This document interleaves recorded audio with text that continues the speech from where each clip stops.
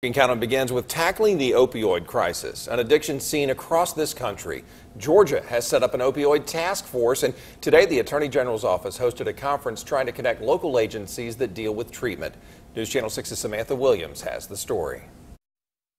Our problem is not the drug. Our problem is addiction. As dozens of law enforcement officers, healthcare professionals, and addiction treatment facility workers listen to the truth about opioids.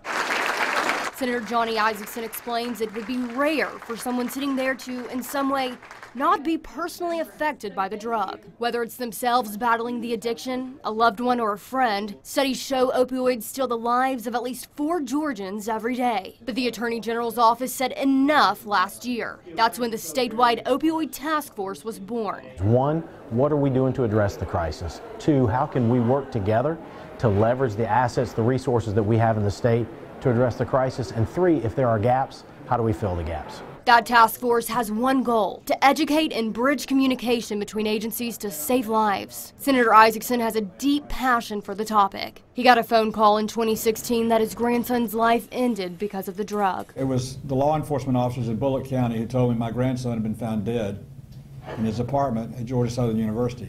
2 days before, he graduated summa cum laude in mathematics from Georgia Southern.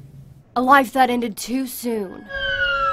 In 2017, at least 64,000 people in the United States died of opioid overdoses. That's more than AIDS and murder combined. Senator Isakson is working to change federal policy to lower that number this year. We want to incentivize the drug companies to develop drugs that are an alternative to opioids for pain. And he is backing federal grants to fund programs in local communities, especially rural areas. Here in Augusta, Chief Deputy Patrick Clayton explains the city has set up its own opioid task force. We have an overdose.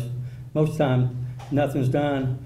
They go to the hospital. The doctor there can attest that as soon as they get hit with Narcan, they're in severe withdrawals. Treatment facilities like Stepping Stones to Recovery and Hope House have recently joined the local task force to give those patients help after an overdose. It's a crisis that cannot, must not, and should not fall on any one group or individual's shoulders. It's too big. In Augusta, Samantha Williams, WJBF News Channel 6. The Richmond County Sheriff's Office just received funding for 300 deputies to carry Narcan, the opioid overdose reversal drug. Chief Deputy Clayton says those officers will be trained and equipped this month.